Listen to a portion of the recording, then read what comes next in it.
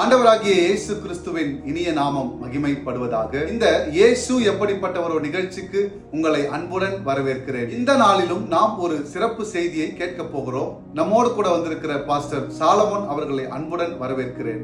தேவனுக்கே மகிமை. இந்த நாளிலும் வசனத்தை உங்களுக்கு முன்பாக காண்பித்துக் கொடுக்க விரும்புகிறேன். சங்கீதம் 126வது சங்கீதம் அதனுடைய 5வது வசனம் விவிதமாய் சொல்லுகிறது, கண்ணீரோடு விதைக்கிறவர்கள் கம்பீரத்தோடு அறுப்பார்கள்.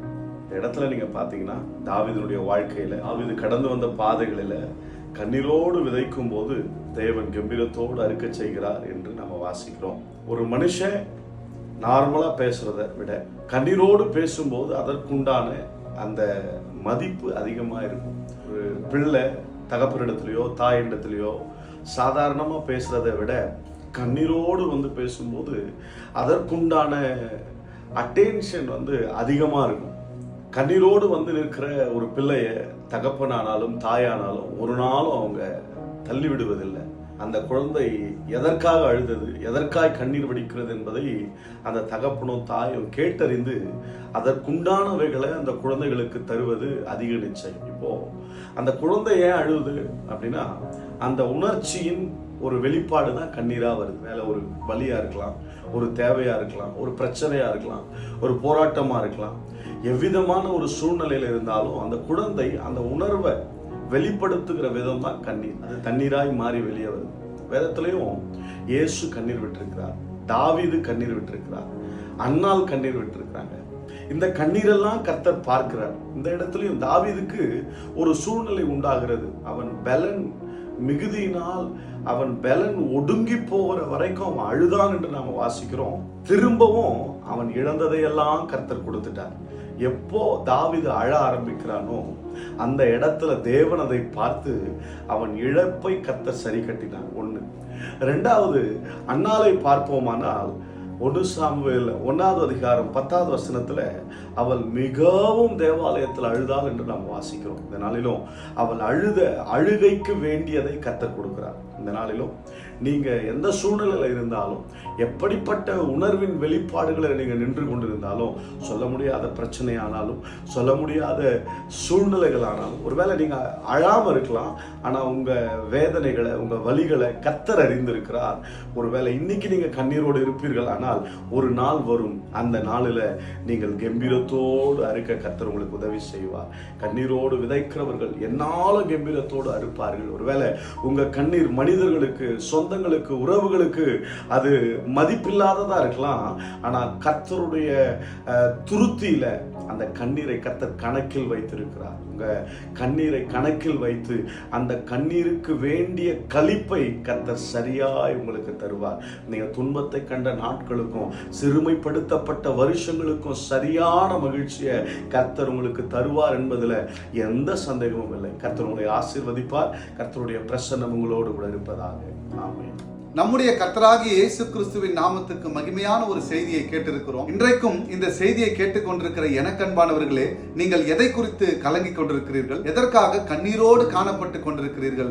என் தேவனாகிய கர்த்தர் அப்படிப்பட்ட கண்ணீரோடு காணப்படுகிற உங்களுடைய கண்ணீரை கொண்டுதான் கர்த்தர் ஒரு பெரிய அற்புதத்தை செய்வார். சங்கீதம் 126ஆம் அதிகாரம் 5ஆம் வசனத்தை நான் கேட்ட உடனே எனக்குள் ஏற்பட்ட ஒரு காரியம். யோவான் 11ஆம் அதிகாரம் 35ஆம் வசனம், இயேசு கண்ணீர் விட்டார். எனக்கு அன்பானவர்களே, இந்த இடத்துல நம்முடைய தேவனாகிய கர்த்தருடைய குமாரனாய் காணப்படுகிற நம்முடைய இயேசுவானவர் ஞானஸ்நானம் பெற்று வருகிறார். அப்பொழுது வானம் திறக்கப்பட்டு, இவர் என் நேச குமாரன், இவரில் பிரியமாய் இருக்கிறேன் என்று ஒரு சத்தம் வருகிறது. இப்படி அநேக சத்தங்களை, அநேக வார்த்தைகளை, அநேக தீர்க்கதரிசிகள் மூலமாக இந்த பிறக்க போகிற இயேசுவை குறித்து நாம் கேள்விப்பட்டிருக்கிறோம். ஆனால் குறிப்பாக இந்த இடத்திலே நம்முடைய இயேசுவானவர் கண்ணீர் விட்டு அழுதார் என்று இந்த இடத்திலே நாம் பார்க்கிறோம். இந்த வேதத்திலே காணப்படுகிற மரியாள், மார்த்தாள் மற்றும் அவர்களுடைய சகோதரன் லாசரு என்ற ஒரு மனிதன் இறந்து விடுகிறான். அந்த லாசரு மூலமாக தேவனுடைய நாமம் மகிமைப்படும்படியாகவும், அந்த லாசருவை உயிரோடு கூட எழுப்பும்படியாகவும் நம்முடைய இயேசுவானவர் அவர்களுடைய வீட்டிற்கு வந்து